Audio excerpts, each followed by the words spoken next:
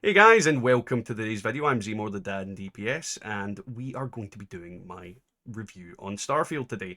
Now, I played around about 100 hours of the game at this point, and I feel like I've got a good grasp of how the game works. I've not explored everything, I've not seen everything that happens in the game, but what I have seen, I feel like I can give a good kind of summation of how the game feels to me.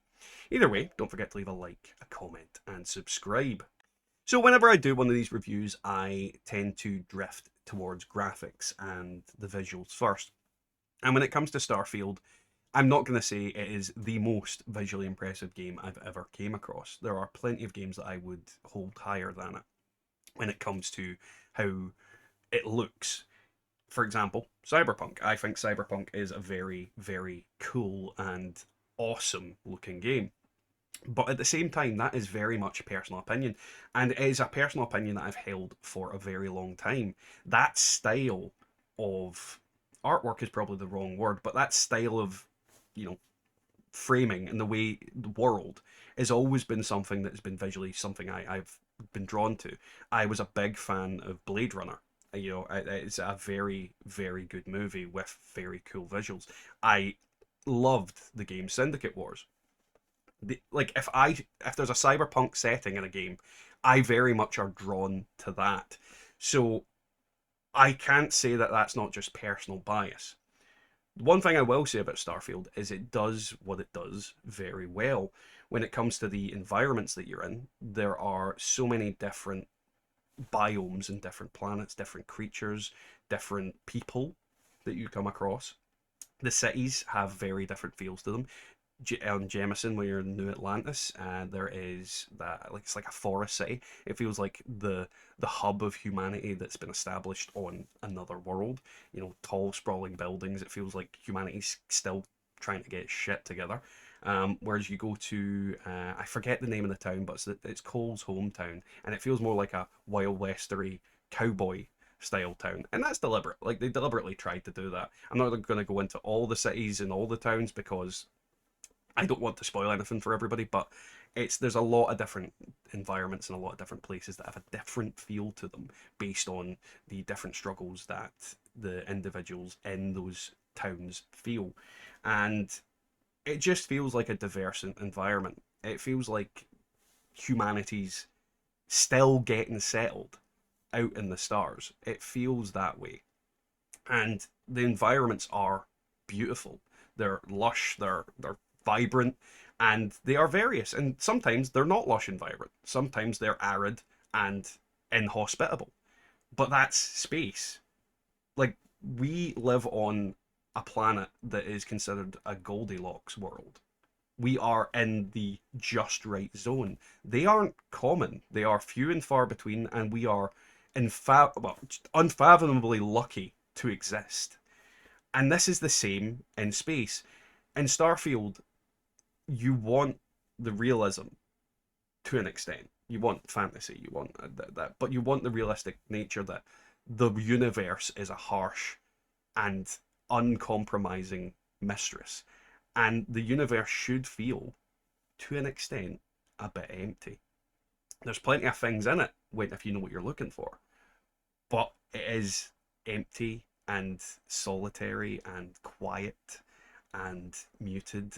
But when you do find things that are full of life and vibrant, they are beautiful in their own way. And this is what I feel about the game. It's very much, you don't find a lot of craziness, but when you do, it's a visually impressive and a beautiful experience. At least that's my point of view on it. So next up, we're going to talk about the story of the game. And when it comes to Bethesda games, story is a very big thing. It's very important to the way the game unfolds and things that you can unlock and all manner of different things. But when it comes to the story, there's also so many side stories and different little things you can do, little missions, little bits of flavor, random encounters, books, data pads, depending on the game, obviously. And I ask everybody a couple of questions. If you've ever played Morrowind, if you've ever played Skyrim, if you've ever played Fallout 4, did you kill Alduin? Did you kill Dagoth Ur? Did you find Sean?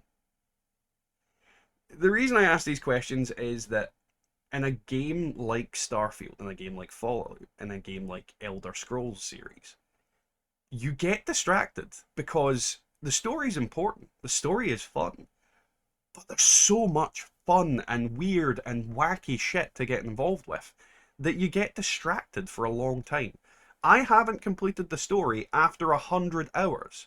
How many games can you make that claim for? That you've not completed the story after 100 hours? There's not many of them, and most of them are Bethesda games that you could make that claim to. So, in terms of the story, I don't think the main story is really a good example of how I would describe the story. I think the story is very much what you make it. It is a action role playing game. You are playing the role of this spacefaring explorer, and your story is to explore the space. The actual main story that Bethesda's laid out for you is your side story if you want to take it.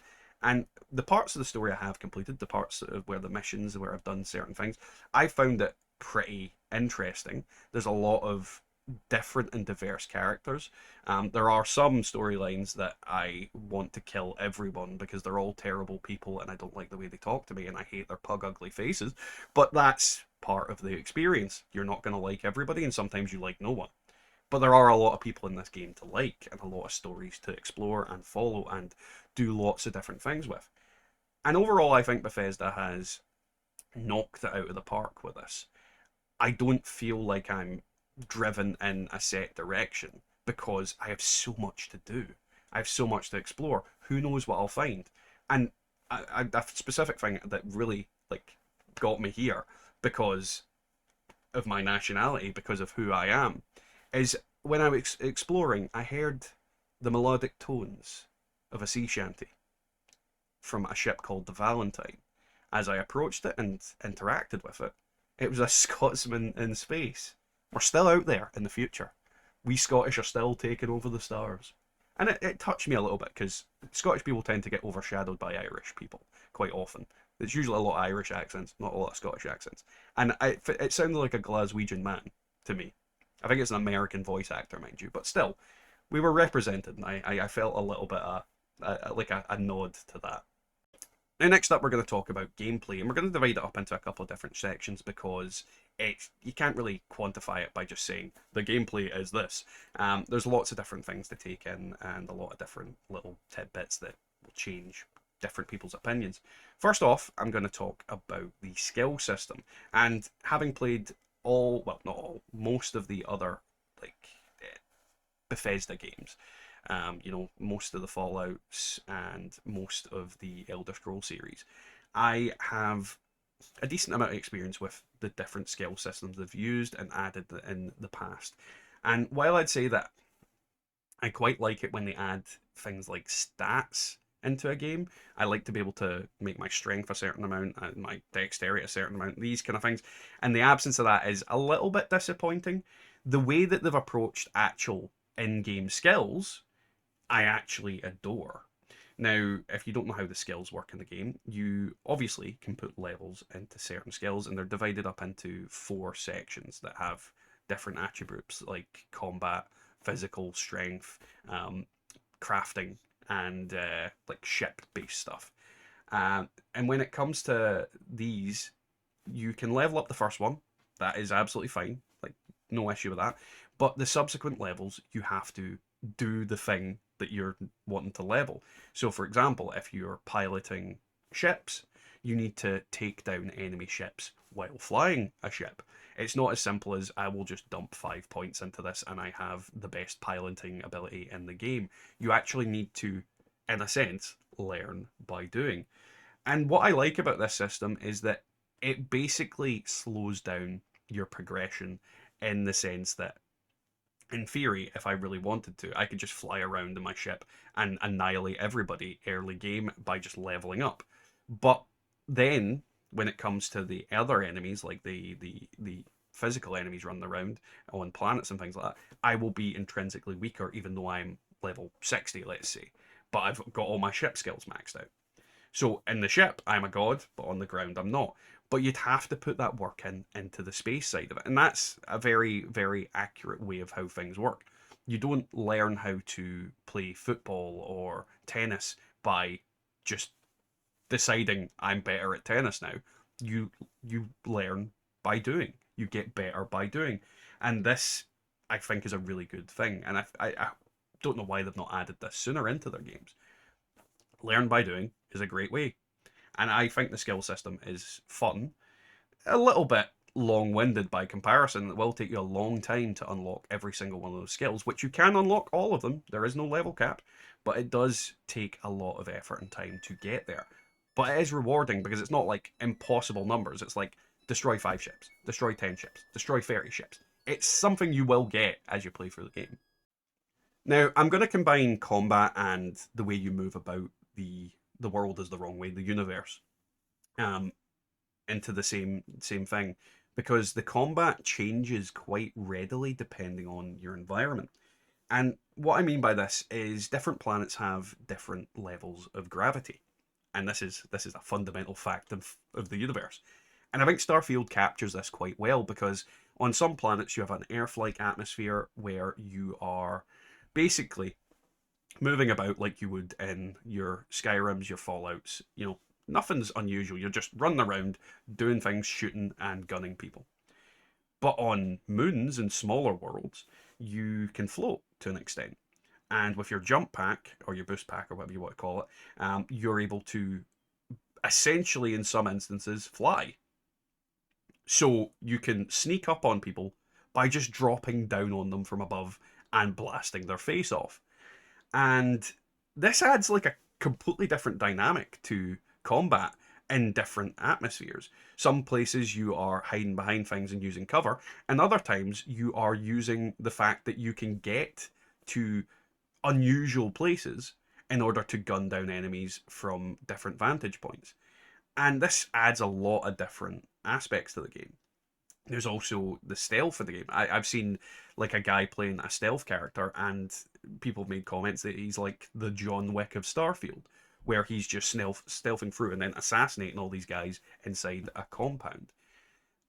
The gameplay in this game is so different to other titles in the franchise. Well, I say the franchise and the Bethesda like conglomerate of franchises, that it is fun and unique in amongst them. It also has that familiar feel. As the familiar feel because if you've played Fallout, if you've played Skyrim, this will make sense to you. If you played Cyberpunk, this will make sense to you. And it feels interesting and unique in a sense for what the genre is. Then there's also in space. In space, there's no gravity. Sometimes there is literally no gravity in space, and you float around and have zero G combat.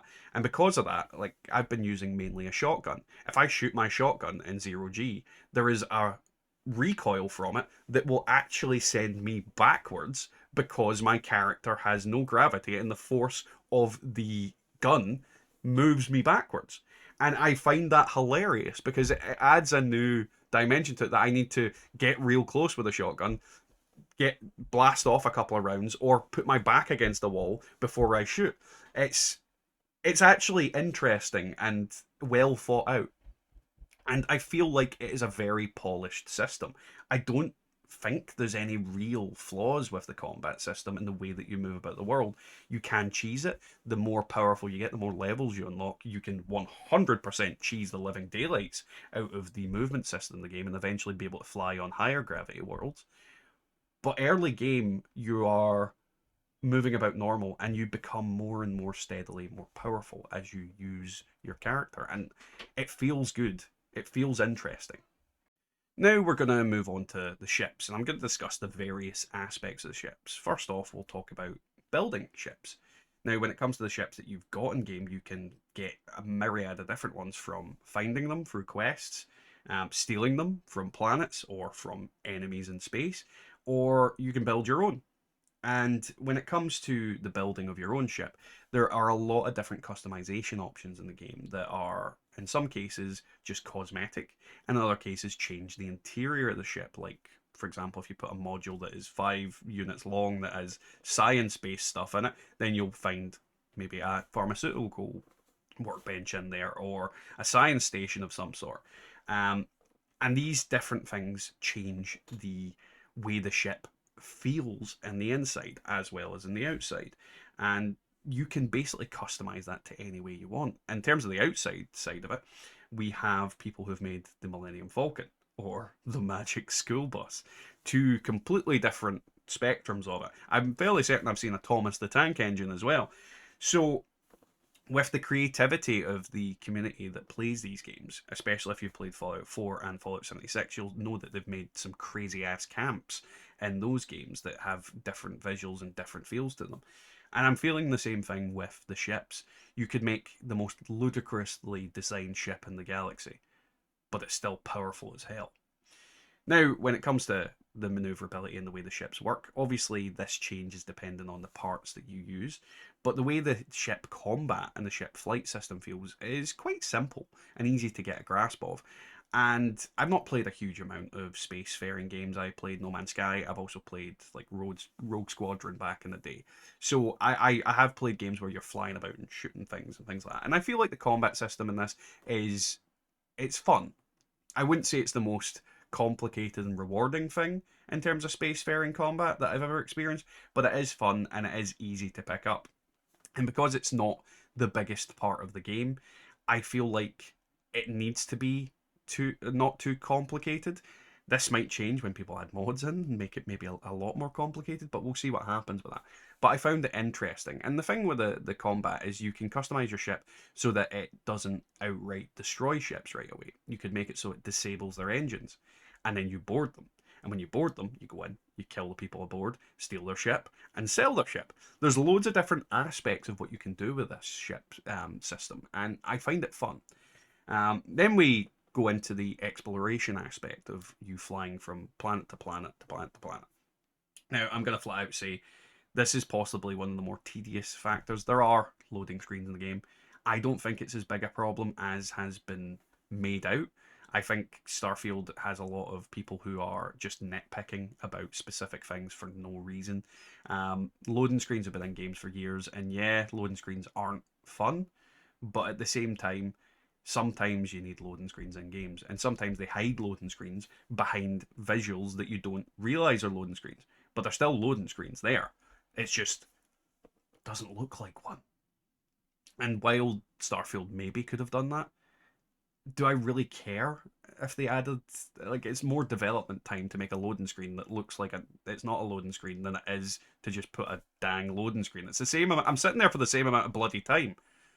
So when it comes to exploring the planets, yeah, going between them, there is loading screens and animations and cutscenes and boarding ships and things like that. There's a lot of kind of things like that. But that's what would be realistic.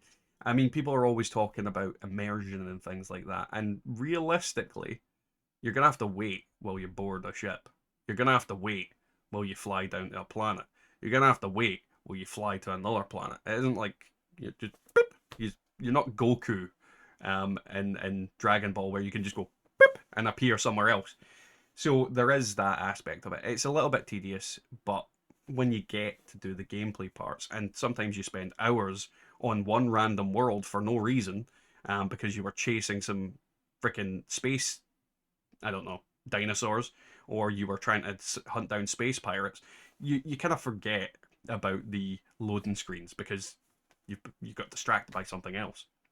So yeah, I think the space side of it is quite fun. Now, next we're going to move on to the outpost system in the game. And I think there's certain things that with the outpost that they do really well, and certain things I find that they have maybe lost a little bit of charm from previous games. Now, when it comes to the outposts, one of the things I think they do really well is you can actually toggle your view in build mode. And this allows you to build from a bird's eye position so that you can see where everything is, and you can put things down in a lot more of a ergonomic manner. One of the problems I always found with Fallout 4 and 76 is you had to always be right at the in front of things to plonk it down, and sometimes it didn't snap properly, sometimes it didn't go where you wanted it to go, and then you'd have to rejig things and move things around. And with this new system, it makes it a lot easier to position things exactly where you want them. Now, the downside of the build system in this game is it lacks creativity. Now, if you've played Fallout 4 and Fallout 76, you will know that the camp building community has created some incredibly complicated designs with some crazy weird shit. In Starfield, you don't really have that. Everything is prefabricated. You can make your own kind of designs to an extent, but you're still using prefabricated parts that are a hexagon, a square, a circle. In Fallout 76 and 4, you could build pretty much anything you wanted. You could be very creative with it. You could make a freaking wasp. Like literally, there's a house out there that looks like a wasp. There's ones that look like a a freaking spaceship. There's lots of different things that you could do. Your limit was only your imagination and your patience. In this, it feels like everything's going to look kind of the same. And don't get me wrong, some camps will look much better than others because some people are far more creative with the limited resources they have. But it feels like everything is a prefabricated shape, and it's going to be impossible to make things to the same creative extent as the camp system had. Not necessarily entirely a bad thing. It makes it easier for people who aren't very good at the camp building side of it from those games to make something that is a bit more satisfying and functional, because the primary point of these outposts is to gain resources or create things, but at the same time the creativity of how it looks has been lost, and it's a little bit sad, but also I feel like that part isn't for everybody anyway. It's an optional part of the game. You don't need to do it. But yeah, I wish they'd allowed you to be a bit more creative with it, personally. So, how do I view Starfield as a whole without dissecting the individual parts? Well, what I expected from this game was Skyrim, Fallout, and space. And what I got was Skyrim and Fallout in space. And I had an overwhelmingly positive experience. I experienced very few bugs. I didn't see anything that was game breaking. There is obviously bugs, and there is obviously people that will have experiences that are different to that. But overall, I found the game to be fun and engaging and genuinely something that I didn't want to put down until I had to. Don't get me wrong, I tend to try and take a step back from these games from time to time, because if I get sucked in too deep, I end up going, it's 4 in the morning and I've been playing this game for 12 hours. I have kids, I have responsibilities, I can't do that crap all the time. So I've had to stop myself from doing that. But the game has drawn me towards that path. And this is the very fabric of Bethesda games. They aren't the best at storytelling. They aren't the best at graphical intensity. They aren't the best in terms of innovative gameplay. But they don't need to be. This is a narrative that I find hilariously like naive. People are always wanting innovation, or rather, the vocal people are always wanting innovation in the gameplay and the visuals and the storytelling. Like, they want this innovative approach. They want something that's never been done before. Unfortunately, everything's been done to an extent. Everything has been done. Nothing's really innovative apart from new technological advances. And a point I would make about that is, why do things need to be innovative? Innovative, rather. I've said that too much, it's losing meaning now. People go back to retro games and play them to death. There will be a game that probably you at home are watching right now that you go back to every couple of years or months and play through again. A game that is so built into your fabric of your gaming identity that you consider it your favorite game of all time. And it might not be the best game in the world, it might not be the most complicated game in the world, but it's your favorite. Everyone has that game. And some people will say, oh, that game's shit. That game is just so like this game and that game and that game. Why does that matter? Gaming is about fun. And at its heart, this game has a lot of fun, a lot of things to do, and I enjoy it. And if you enjoy Fallout if you enjoy Skyrim, you enjoy any of Bethesda's other main series games, this is a game for you. And it's one of the least buggy iterations of the games that they've ever released. It actually runs, for the most part, incredibly well. I don't think it's a bad game. I don't think it deserves the hate that it's been getting. I think that's a load of bad actors that just want to cause controversy. And I'm not paid for this. I bought the game. I bought the Super Mega Edition that's sitting up behind me there that you can see. I paid for that. And I don't regret it for a second. And that's a thing that you can't say very often with games these days. That I bought it and I didn't bloody regret buying it.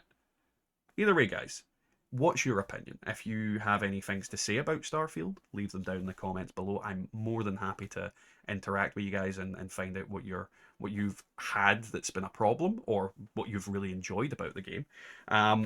But yeah, hopefully you've enjoyed today's video. I know it's been a little bit longer than usual, but when you're reviewing something that's as complicated as Starfield, then you do have to kind of put a little bit more to it. If there's anything I didn't cover today that you'd like me to talk about, definitely, again, leave it in the comments. Either way, guys, don't forget to like, comment, subscribe, and I'll catch you in the next one.